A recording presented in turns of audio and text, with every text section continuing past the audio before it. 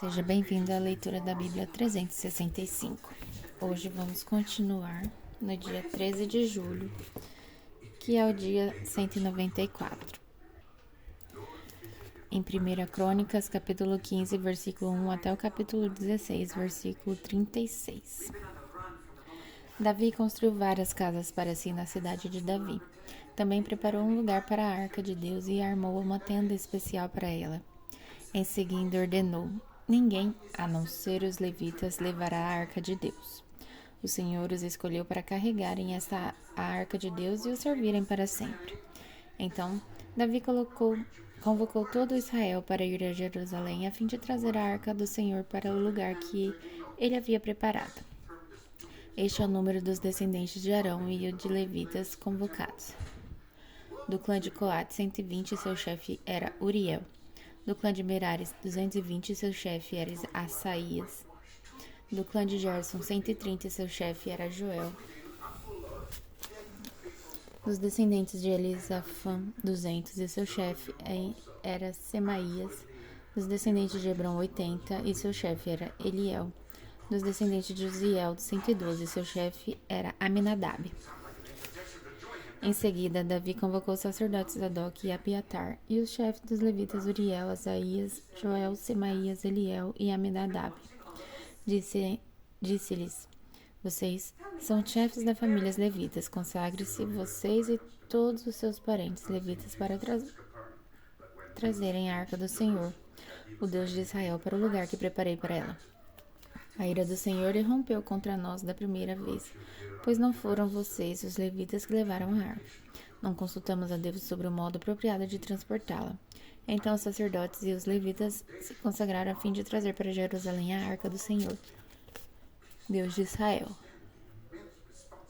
Os levitas carregaram a arca de Deus sobre os ombros, usando as varas presas a ela, conforme o Senhor havia instruído por meio de Moisés.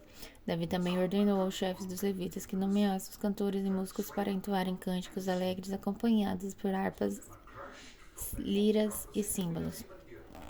Os levitas escolheram Remã, filho de Joel, e seus parentes levitas, Asaf, filho de Berequias, e Etã, filho de Cuxaías, do clã de Merari. Foram escolhidos como seus ajudantes os seguintes homens: Zacarias, Jaziel, Semiramote, Jeiel, Uni, Eliabe, Benaia, Maceias, Matitias, Elifeleu, Miquineias e os guardas das portas, Obed, Edom e Jeiel. Os músicos Remã, Asaf e Etã foram escolhidos para tocar os símbolos de bronze. Zacarias, Aziel, Semiramote, Jeiel, Uni, Eliabe, Maceias e Benaia foram escolhidos para tocar as harpas em tons agudos. Matitias, Elifeleu, Miquineias, Obed-edom, Azazias e Jeiel foram escolhidos para tocar as liras em tons de oitava. Kenania, chefe dos levitas, foi escolhido para dirigir o canto, pois tinha habilidade para isso. Berequias e Eucana foram escolhidos para cuidar da arca. Sebanias, Josafá, Natanael, Amassai, Zacarias, Benaia e Eliezer todos os sacerdotes foram escolhidos para tocar as trombetas enquanto iam à frente da arca de Deus. Obed-edom e Jeias também foram escolhidos para cuidar da arca. Então Davi, as autoridades de Israel e os generais do exército foram à casa de Obed-edom a fim de trazer a arca da aliança do Senhor para Jerusalém com grande celebração. E como Deus estava claramente ajudando os levitas enquanto carregavam a arca da aliança do Senhor, ofereceram como sacrifício 7 novilhos e 7 carneiros. Davi vestia um manto de linho fino, assim como os levitas que carregavam a arca, os músicos e Kenanias, o dirigente do canto. Davi também vestiu um colete sacerdotal, assim todo o Israel trouxe a arca da aliança do Senhor com gritos de alegria, ao som de trombetas, cornetas, símbolos, harpas e liras. Enquanto a arca da aliança do Senhor entrava na cidade de Davi, Mical, filha de Saul, olhava pela janela. Quando viu o rei Davi saltando e rindo de alegria, encheu-se de desprezo por ele. Trouxeram a arca de Deus e colocaram dentro da tenda especial que Davi tinha preparado para ela. Em seguida apresentaram a Deus holocaustos de oferta de paz. Quando Davi terminou de oferecer os holocaustos e ofertas de paz, abençoou o povo em nome do Senhor. Depois, para cada homem e mulher em todo Israel, deu pão, bolo de tâmaras e um bolo de passas. Davi nomeou os seguintes levitas para servirem diante da arca do Senhor. Invocaram as bênçãos dele. E darem graças e louvor ao Senhor, o Deus de Israel. Asaf, o chefe do grupo, tocava os símbolos. Depois dele vinha Zacarias, seguido de Jeiel, Semiramote, Jeiel, Matitias, Eliabe, Benaia, Obed-Edom e Jeiel, que tocavam harpas e liras. Os sacerdotes Benaia e Jaziel tocavam trombetas continuadamente diante da arca da aliança de Deus. Naquele dia, Davi carregou Asaf e seus parentes levitas de louvarem com ação de graças ao Senhor. Deem graças ao Senhor e proclamem seu nome. Anunciem entre os povos o que ele tem feito. Cantem a ele, cantem louvores a ele. Falem a todos de suas maravilhas. Exultem em seu santo nome. Alegrem-se de todos que buscam o Senhor. Busquem o Senhor e sua força. Busquem sua presença todo o tempo. Lembrem-se das maravilhas que ele fez, dos milagres que ele realizou e dos juízos que pronunciou. Vocês que são filhos de seu servo Israel, descendente de Jacó, seus escolhidos. Ele é o Senhor, nosso Deus, vemos sua justiça em toda a terra. Lembre-se de sua aliança para sempre, do compromisso que ele firmou com 1000 gerações. É a aliança que fez com Abraão, o juramento que fez a Isaque. Ele a confirmou a Jacó por decreto, ao povo de Israel como aliança sem fim. Darei a vocês a terra de Canaã como a porção de sua herança. Assim declarou quando vocês ainda eram poucos, um punhado de estrangeiros em Canaã. Vagaram de uma nação a outra, de um reino a outro. E, no entanto, ele não permitiu que ninguém os oprimisse, e em seu favor repreendeu reis. Não toquem meu povo escolhido, não façam mal a meus profetas. Toda a terra cante ao Senhor, proclamem todos os dias a sua salvação. Anuncie a sua glória entre as nações, contem a todos as suas maravilhas. Grande é o Senhor, digno de muito louvor. Ele é mais temível que todos os deuses dos povos que não passam de ídolos. Mas o Senhor fez os céus. Glória e majestade o cercam, força e alegria enche sua habitação. Ó nações do mundo, reconheçam o Senhor, reconheçam que o Senhor é glorioso e forte. Deem ao Senhor a glória que seu nome merece. Tragam ofertas e venham à sua presença. Adorem o Senhor em todo o seu santo esplendor, toda a terra trema diante dele. O mundo permanece firme e não pode ser abalado. Alegrem-se os céus e exultem a terra. Digam entre as nações, o Senhor reina. Deem louvor o mar e tudo que nele há. Os campos e suas colheitas gritem de alegria. As árvores do bosque exultem diante do Senhor, pois ele vem para julgar a terra. Deem graças ao Senhor, porque ele é bom, seu amor dura para sempre. Clamem, salva-nos, nosso Deus, de nossa salvação.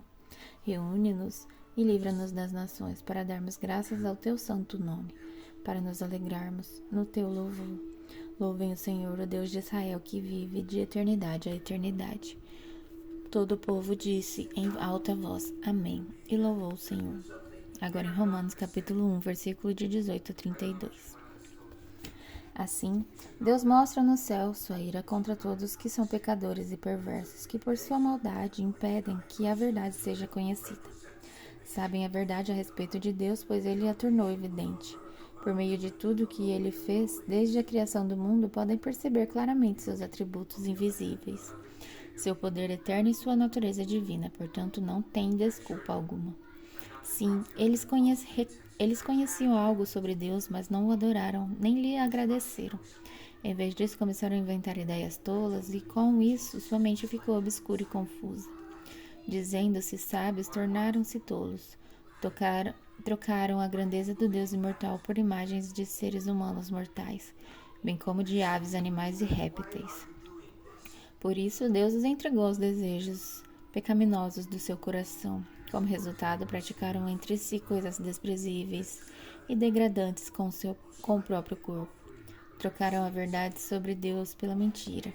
Desse modo, adoraram e serviram coisas que Deus criou em lugar do Criador, que é digno de louvor eterno. Amém. Por isso, Deus os entregou a desejos vergonhosos, até as mulheres trocaram sua forma natural de ter relações sexuais por práticas não naturais. E os homens, em vez de ter relações sexuais normais com mulheres, arderam de desejo uns pelos outros. Homens praticaram atos indecentes com outros homens e, em decorrência desse pecado, sofreram em si mesmos o castigo que mereciam. Uma vez que consideraram que conhecer a Deus era algo inútil, o próprio Deus os entregou a um inútil modo de pensar, deixando que fizessem coisas que jamais deveriam ser feitas. A vida deles se encheu de toda espécie de perversidade, pecado, ganância, ódio, inveja, homicídio, discórdia, engano, malícia e fofocas. Espalham calúnias, odeiam a Deus, tão insolentes, orgulhosos e arrogantes. Inventam novas maneiras de pecar e desobedecem a seus pais. Não têm entendimento, quebram suas promessas, não mostram afeição nem misericórdia. Sabem que, de acordo com a justiça de Deus, quem pratica essas coisas merece morrer, mas ainda assim continua a praticá-las. E o que é pior, incentivam outros a também fazê-lo. Agora em Salmos capítulo 10, versículo de 1 a 15. Ó Senhor, por que permaneces distante? Por que te escondes em tempos de aflição?